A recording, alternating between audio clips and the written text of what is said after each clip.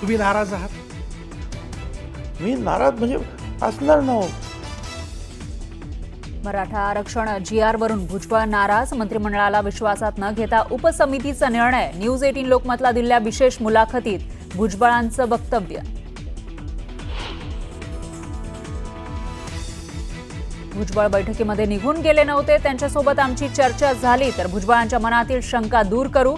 भुजबळ नाराजीच्या चर्चेवर मुख्यमंत्र्यांकडून पूर्णविराम. राधाकृष्ण विखे पाटलांकडून मनोज रांगेंच्या तब्येतीची विचारपूस, तर ज्यांना GR बाबत संशय त्यांनी माझ्याशी चर्चा करावी, विखे पाटलांचं आवाहन.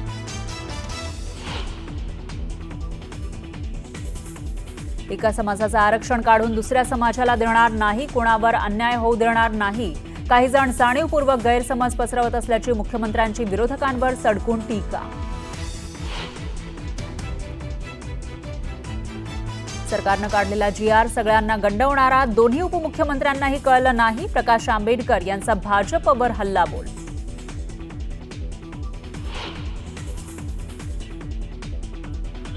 कुणबी नोंद नसलेल्या मराठा समाजातील व्यक्तीला नातेवाईकाच्या नोंदीनुसार आरक्षण मिळणार. ॲडव्होकेट आशिष राजे गायकवाड यांची बडे मुद्देमध्ये माहिती. आजचा मराठा मूळचा कुणबीच, मात्र ओबीसींच्या वोट बँकेमुळे आरक्षण अडकलं. आरक्षण अभ्यासक श्रीमंत कोकाटेंचा दावा. दक्षिण मुंबईमध्ये आंदोलनाला परवानगी देऊ नये, जरांगेंच्या आंदोलनानंतर मिलिंद देवरा यांचं मुख्यमंत्र्यांना पत्र. तर टीकेनंतर पत्र हे मुंबईमध्ये आंदोलनं बंद करण्यासाठी नव्हतं असं म्हणत देवरांचा U-टर्न.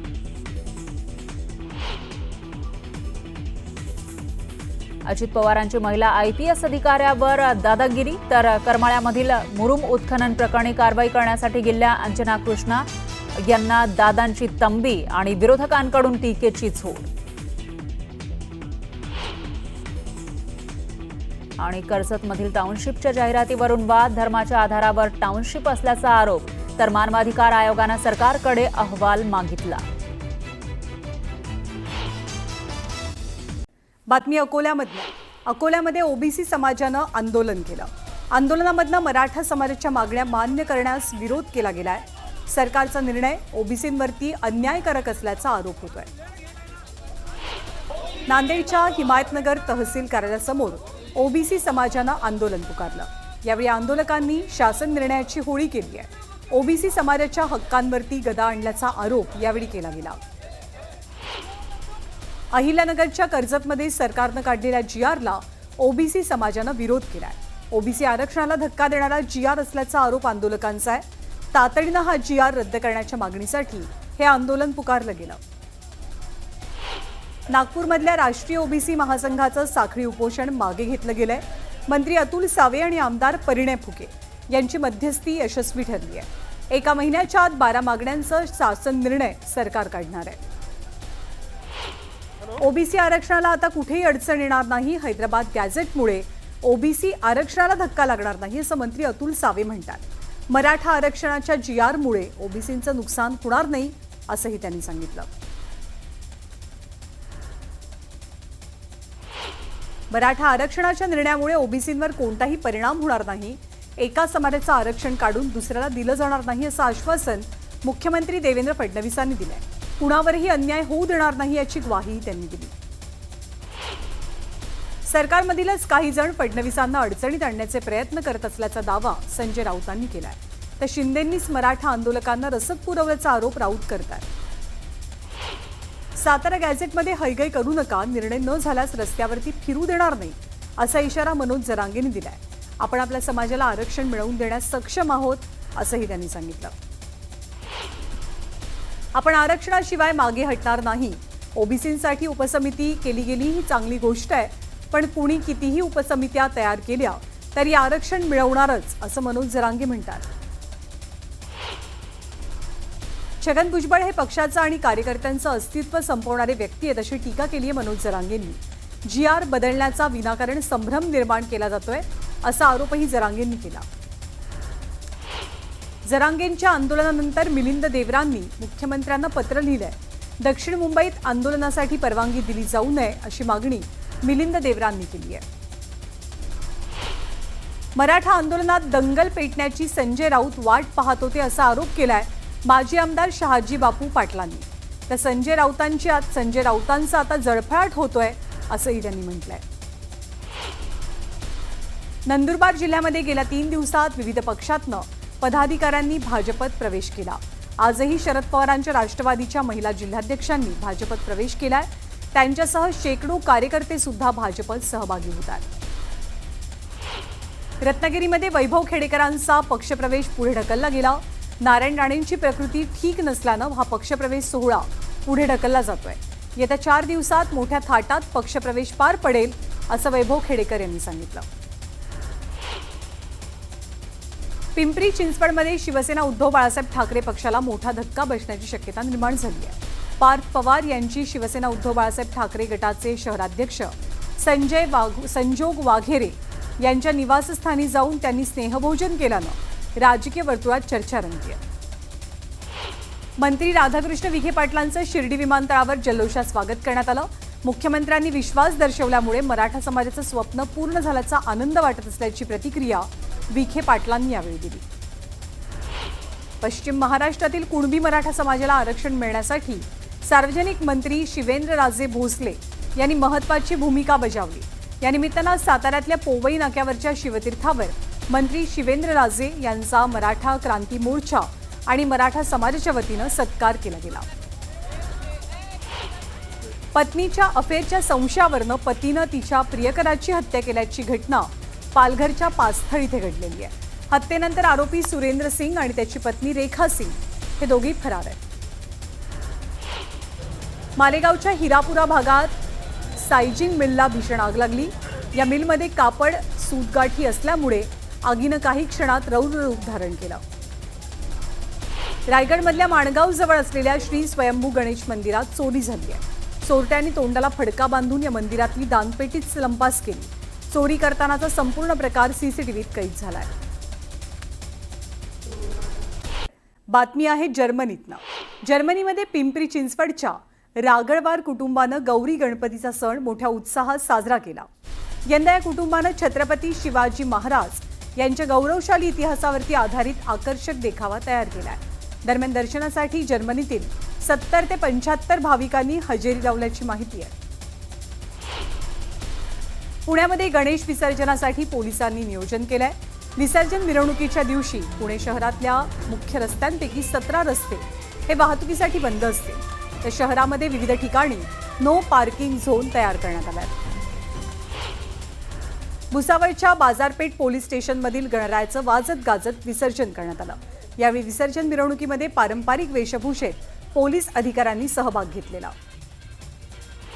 चंद्रपूरच्या तुकुमचा राजा छत्रपती गणेश मंडळानं साकारलेला 11,000 सुतांच्या रिणांनी बनवलेला बाप्पा हा आकर्षक ठरलाय.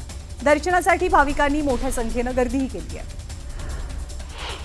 जळगाव जिल्ह्यात गणपती विसर्जनासाठी पोलीस यंत्रणा सज्ज आहे. गणपती विसर्जन मिरवणुकीवरती पोलिसांच्या तिसऱ्या डोळ्याची नजर असेल.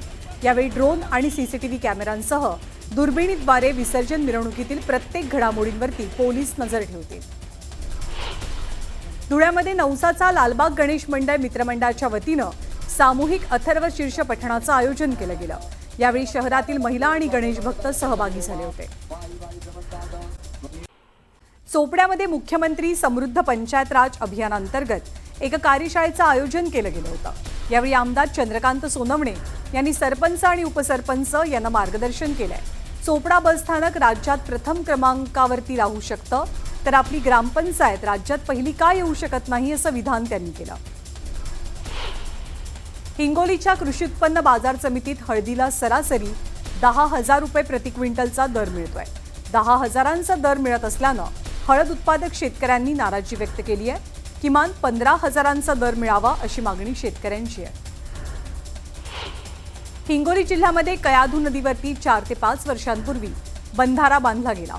या बंधाऱ्याचं पाणी शेतात शिरू लागल्यानं शेती पिकांचं मोठं नुकसान झालंय. तातडीनं उपाययोजना कराव्यात अशी मागणी शेतकऱ्यांची आहे. एकीकडे अमेरिकेनं भारतावरती 50% टॅरिफ लावला होता, तर दुसरीकडे श्रीलंकेनं सुद्धा कांद्यावरचं आयात शुल्क 10%वरनं थेट 50% केलंय. याचा परिणाम कांद्याच्या भावावरती होऊन आज कांद्याला प्रति किलो 10 ते 12 रुपये इतकाच भाव मिळू लागलाय. भावाच्या घसरणीमुळे शेतकरी आणि कांदा निर्यातदार संकटात आहेत. जळगावच्या केळी उत्पादक शेतकऱ्यांवरती आर्थिक संकट कोसळलंय. ट्रम्प यांनी लादलेल्या टॅरिफचं कारण पुढे करत व्यापाऱ्यांनी दर पडल्याचा आरोप केलेला आहे.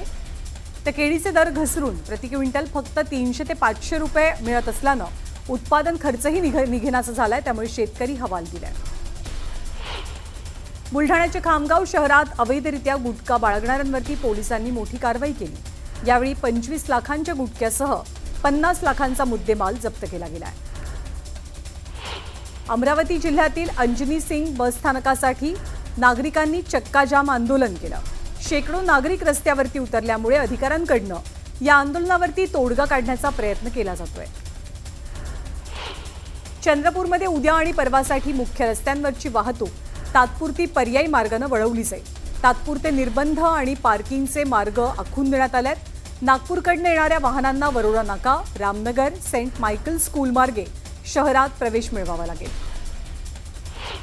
धाराशिवमध्ये पुन्हा वाघाचं दर्शन झाल्यानं वरवंटी शिवारातील शेतकऱ्यांमध्ये भीतीचं वातावरण पसरलंय.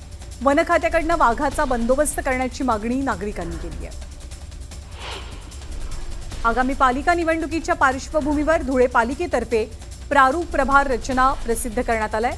यामध्ये 19 प्रभाग कायम ठेवण्यात आलेले असून 17 प्रभागांमध्ये प्रत्येकी 4 सदस्य तर 2 प्रभागांमध्ये प्रत्येकी 3 सदस्य असतील. सोलर कंपनीतल्या ब्लास्ट नंतर बच्चू कडूंनी आक्रमक भूमिका घेतली.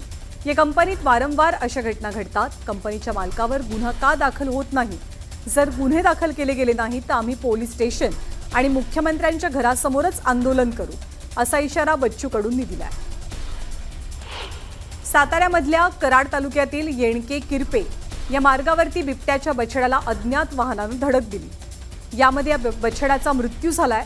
यावेळी बछड्याच्या मृतदेहाशेजारी मादी बिबट्या बसून असल्याचं नागरिकांना लक्षात आलं. मात्र वन खात्याचं पथक तिथे पोहोचण्याआधीच बिबट्यानं मृत बछड्याला त्या ठिकाणावरनं नेल्याची माहिती मिळाली आहे. त्यामुळे नागरिकांमध्ये भीतीचं वातावरण पाहायला मिळतंय. बीडमधल्या लिंबा गणेश येथील प्रसिद्ध भालचंद्र गणपतीच्या यात्रेनिमित्त भव्य कुस्तीचा फड रंगलेला होता. यामध्ये महाराष्ट्रातील नामांकित पैलवानांनी हजेरी लावलेली असून कुस्ती पाहण्यासाठी हजारो नागरिकांची गर्दी झालेली. बुलढाणा जिल्ह्यामध्ये गेल्या काही दिवसांपासून जोरदार पावसानं हजेरी लावली आहे. पावसामुळे शेती पिकांचं प्रचंड नुकसान झालंय. यामुळे शेतकरी अडचणीत सापडलाय. मालेगाव भागात असलेलं गिरणा धरण 96% इतकं भरलंय. यामुळे धरणातनं 814 क्युसेक वेगानं पाण्याचा विसर्ग होतोय. नदीकाठच्या नागरिकांना यामुळे सतर्कतेचा इशारा देण्यात आलाय. चंद्रपूर जिल्ह्यात गेले 10 दिवस पावसाच्या सरी बरसतात. मुसळधार पावसानं महाकाली मंदिर परिसरात झरपट नदीवरचा जुना पूल पुराच्या तडाख्यानं ढासळलाय. प्रशासनानं कठडे लावून या मार्गावरची वाहतूक रोखली आहे. मात्र नागरिकांनी तातडीनं हा पूल उभारण्याची मागणी केली आहे.